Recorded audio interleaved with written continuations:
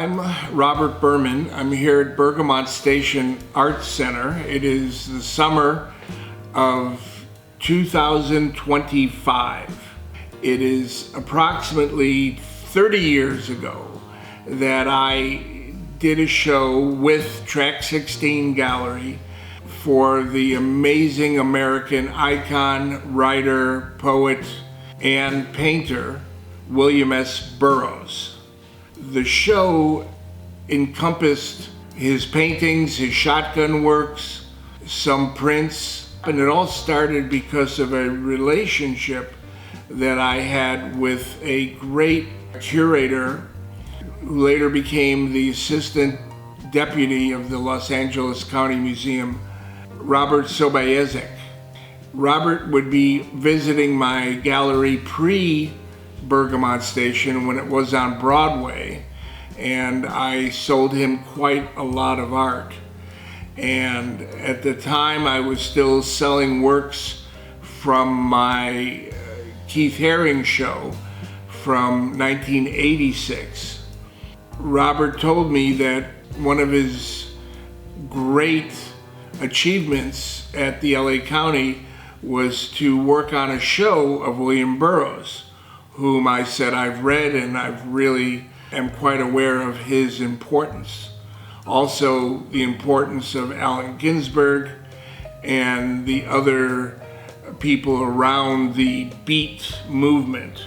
He put together a show at LACMA called Ports of Entry, and this is the catalog. And an artist whom I represented at the time, Alison Van Pelt, did a portrait of Burroughs, and that was the cover of the catalog. I also consigned to the exhibition some of the works from the Apocalypse Suite with Keith Haring, which we see here. The show opened at LACMA and was gigantic. At our gallery, my Robert Berman gallery and Track 16, we were able to put together a catalog for the exhibition. The show was called Concrete and Buckshot. It was really a brilliant catalog. We were able to get Timothy Leary, who was a big fan of the whole icon of Burroughs and a friend of Burroughs. Timothy wrote the essay which runs through the catalog. And as I said, the words of Timothy Leary go through his fun in writing about how incredible Burroughs was. There's Leary and Burroughs together back in Kansas. We did the exhibition. We sold almost everything. Luckily, I was able to buy and keep a couple of the works, and since then I have expanded my collection of Burroughs works. But what was interesting was my good friend John Kaleo, who is an amazing photographer, was there throughout the exhibition, and he was able to take great shots of all of the artists that were there, like George Condo and Burroughs, Ginsberg, and were able to document. We have not done anything until I had this idea of 30 years later to bring back some of the works that were in the show, plus the works that were taken by John of Burroughs, of Ginsberg, and add to it original Ginsberg photographs, for Allen Ginsberg is a great photographer.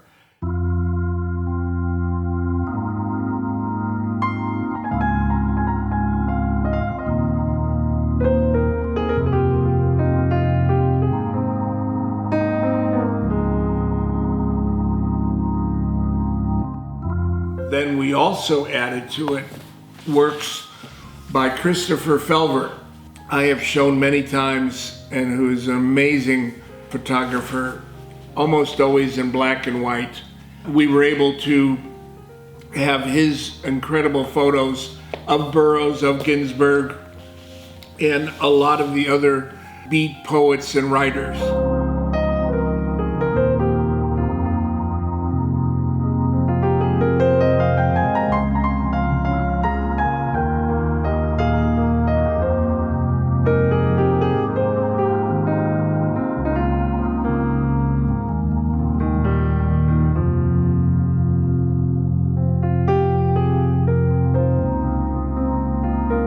Back in '95, there was a show going on of Allen Ginsberg at Fahey Klein.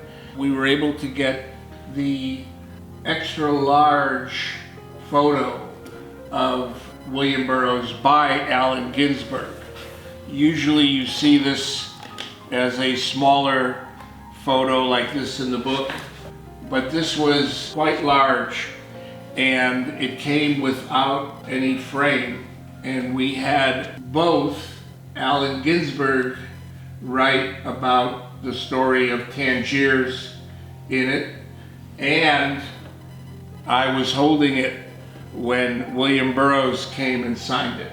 That photo is signed by both William Burroughs and Allen Ginsberg and was in our show back in '95.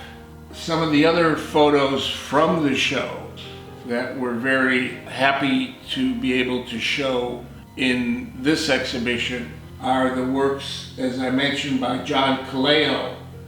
And you see Ginsberg and Burroughs, Burroughs, and again Ginsberg.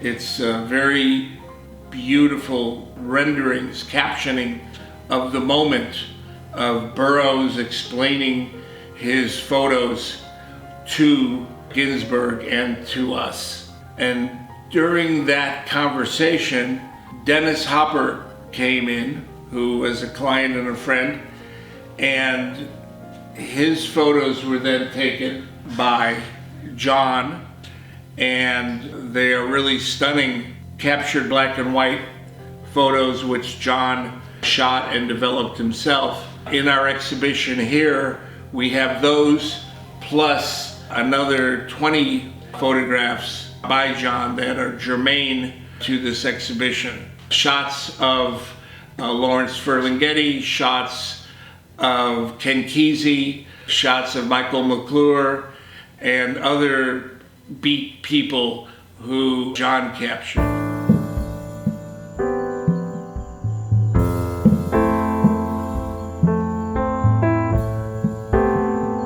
Chris Felver, who has a huge history with all of the beats, except maybe Kerouac was a little early, but he lived in San Francisco and he was able to do a documentary which is outstanding on Lawrence Ferlinghetti. And because of that, and because of being part of the mystique of City Light Books, was the hub in San Francisco. It was the first paperback bookstore, I believe, in America. And they had all the beat writing, especially Howl by Ginsberg, which he did in San Francisco and was arrested. But Felver's book really captures Corso and all of the people that were out and around and about both the Big Sur area, San Francisco, all of North Beach, and South Salito. We're proud of all of these great photos which tie in to this exhibition. So not in the original show, but I was able to acquire these two paintings plus one more very large horizontal painting from '93, quite strong abstract paintings which hold up to any abstract art. And these are the just of what Burroughs was trying to achieve in abstract painting. When my good friend Ann Grinstein heard about the show, she contacted me and said, "You must have the work by David Hockney of Burroughs that was done in 1980, and at the same time at Gemini Gel they had these three magnificent Robert Rauschenberg works, which were done in collaboration with William Burroughs. They say Bill Burroughs, and they're really quite interesting. She had a picture from her own collection, which is her dad, Stanley Grinstein, in between Burroughs and Ginsberg, which fits right into this show. The publishers, Lecoq Moeller, who did the Andy Mouse series, which I showed in '86, who also did the Apocalypse Suite, did this incredible suite of silkscreens and woodcuts by William Burroughs called The Seven Deadly Sins. We have all of the sins up on the wall with the poems which correspond as to the sins. They're quite funny and very pertinent. Three works that were in the concrete and buckshot exhibition were these two small, strong gems paintings, and this one up above, which is a mixed media work. It's got the flavor of a rayograph by Man Ray. It feels that strange and seductive, and that was in our exhibition. As I mentioned, Dennis Hopper was a big fan of the gallery and would come by and be involved in a few of our shows during the years. Besides being an amazing actor-director, all through the 60s, Dennis took an amazing amount of beautiful photographs, usually black and white. But in 1988, as an experiment, he wanted to try turning some of his photographs into silkscreens. Here you see the first page of his book, Out of the 60s. This incredible photograph made with a gold leaf printing that was done by the best silkscreen artist in Los Angeles, Richard Duardo, a very close friend and an amazing craftsman as well as artist in his own right. And we are lucky to have 7 of the large silkscreens, of which there might only be 1 or 2 of, for the edition has never showed up. So these were the ones that came from Richard Duardo. This particular scene here from a photo of the 60s, and you see here signed 1 of 1 printer's proof. Lastly, for this exhibition, we were really lucky. Steve Clofey, back in the day, who was a great video artist, shot what was happening. Here you see Dennis Hopper, and then there's John Kaleo coming in between, taking his shots of Burroughs, Hopper, and Ginsberg, all right there. It was really a moment because Timothy Leary died a few months after the exhibition, and then Burroughs died and Ginsberg died within a year. So it was really a great last hurrah for all of them, including Dennis Hopper, who of course died a few years later.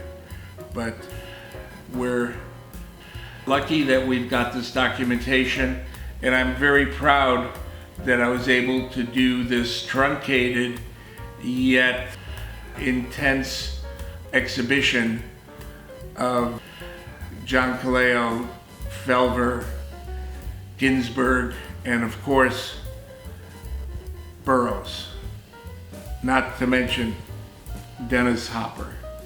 Thank you.